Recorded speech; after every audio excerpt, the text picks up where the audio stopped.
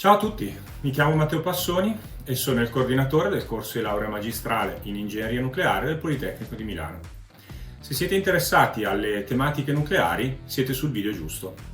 Vi parlerò di una laurea magistrale, una laurea che quindi non troverete tra le scelte del primo anno.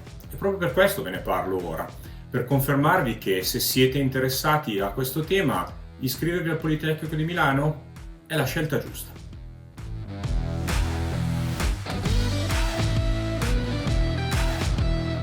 Il corso di laurea magistrale in ingegneria nucleare ha l'obiettivo di formare ingegneri in grado di affrontare problemi complessi, in ambiti tipicamente internazionali, attraverso lo sviluppo della cultura e delle competenze legate alle scienze e alle tecnologie nucleari, per l'Italia e per l'Europa.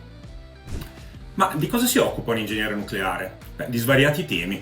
Ad esempio, la progettazione e gestione di sistemi che utilizzino le radiazioni o l'energia prodotta da reazioni nucleari per la medicina nucleare, la radioterapia o la diagnostica, nei reattori nucleari di nuova generazione o nei mini reattori per le missioni spaziali, oppure le applicazioni industriali ed ambientali delle radiazioni, ma anche lo sviluppo e la realizzazione di materiali avanzati, o ancora le ricerche di frontiera nella fusione nucleare e nella fisica delle alte energie.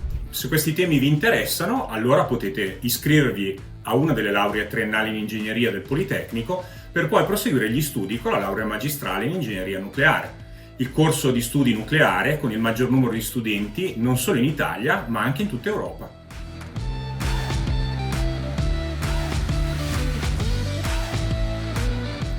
Vediamo ora cosa si studia. All'inizio ci si dedica al completamento di una solida formazione di base dell'ingegnere, soprattutto in ambito matematico, fisico e introduttivo alle discipline nucleari. Poi si affrontano le conoscenze nucleari fondamentali, la fisica del reattore, gli impianti nucleari, la misura delle radiazioni, la sicurezza, la radiochimica, la fisica dei solidi e dei materiali nucleari. Si passa poi al secondo anno. E qui si lascia ampio spazio agli interessi e alle scelte degli studenti. Vengono suggeriti 3 percorsi, ma potrete proporre il vostro ai docenti se vorrete. Le 3 anime di ingegneria nucleare al Politecnico sono quelle degli impianti nucleari, delle tecnologie nucleari e della fisica per i sistemi nucleari. Per tutti, infine, il lavoro conclusivo di tesi, che di solito viene svolto nell'ambito di progetti di ricerca, spesso in laboratorio e in collaborazione con aziende, centri di ricerca o altre università, in Italia e all'estero. Ma come arrivo a questa laurea magistrale se non la vedo quando come matricola entro al Politecnico il primo anno? Nessun problema. Le tematiche nucleari sono spiccatamente interdisciplinari e quindi potrete inserirvi in una laurea di primo livello in ingegneria energetica, o fisica, o matematica, o dei materiali e nanotecnologie, o chimica, o biomedica, o aerospaziale. E al terzo anno troverete degli insegnamenti propedeutici alle discipline nucleari. Ma anche se sceglierete altre lauree di primo livello, come ad esempio ingegneria elettrica, elettronica o meccanica, avrete comunque la possibilità di accedere alla laurea magistrale nucleare.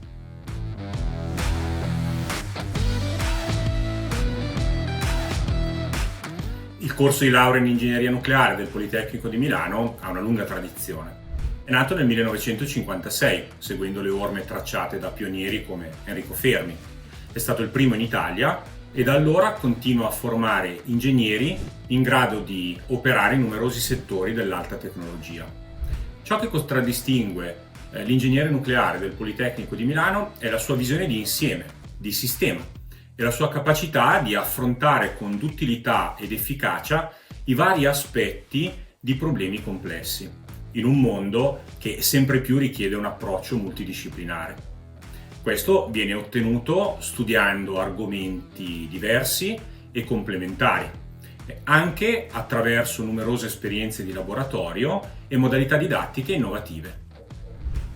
Gli ingegneri nucleari così si inseriscono in vari settori lavorativi, come nelle imprese coinvolte nella produzione di energia elettronucleare, da fissione o da fusione, nelle società per lo smantellamento degli impianti nucleari e per lo smaltimento dei rifiuti radioattivi, nelle imprese che progettano e realizzano generatori di radiazione per usi medicali, così come nei centri per la ricerca sulla fusione nucleare e la fisica delle alte energie, ma anche in altri ambiti, come numerosi settori dell'alta tecnologia, società di ingegneria e di consulenza, così come enti pubblici per il controllo, anche presso la Comunità Europea.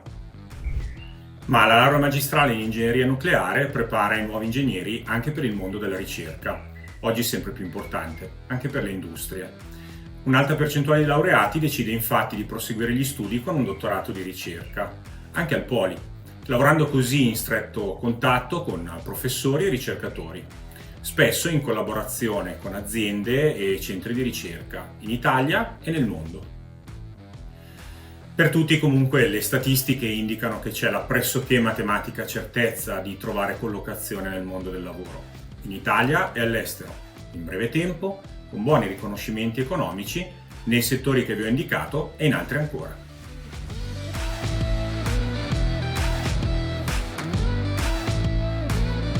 Ci sono almeno 3 aspetti che contraddistinguono la laurea magistrale in ingegneria nucleare del Politecnico di Milano.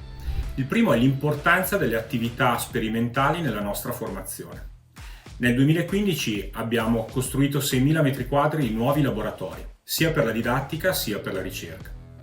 Inoltre gli studenti hanno accesso ad altri laboratori del Poli, ad un reattore nucleare di ricerca, al Centro Nazionale di Adroterapia e ad altri grandi laboratori sperimentali.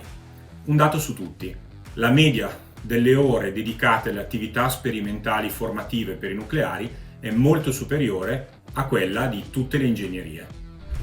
Il secondo è l'approccio fortemente multidisciplinare, per allenarsi ad affrontare problemi cogliendo le caratteristiche fondamentali degli vari aspetti che li compongono, con un adeguato mix di teoria, studi sperimentali e approccio modellistico.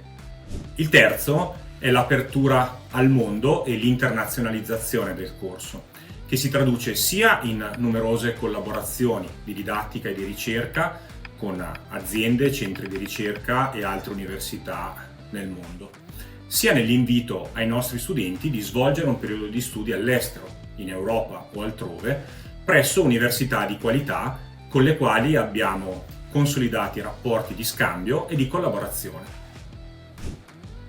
Arrivederci in aula e per approfondire o per semplice curiosità vi invito a consultare le altre informazioni disponibili, ma soprattutto alle sessioni live dell'Open Day.